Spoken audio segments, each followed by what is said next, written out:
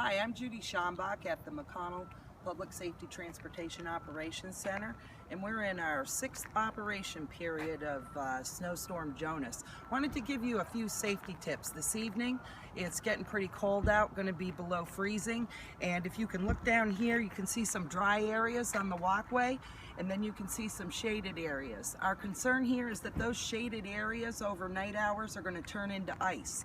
So we want you to be really careful tonight and tomorrow morning, especially if you're getting out and about, digging out from this horrid storm.